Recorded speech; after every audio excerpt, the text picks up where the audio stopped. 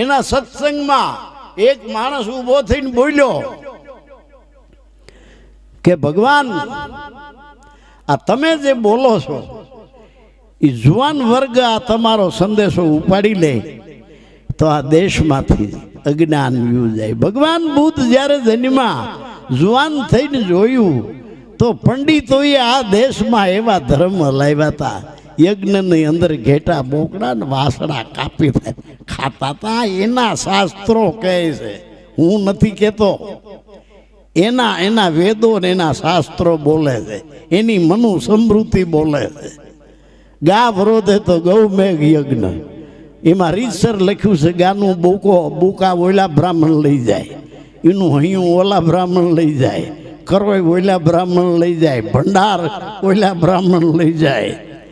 આવા વિભાગો કર્યા છે.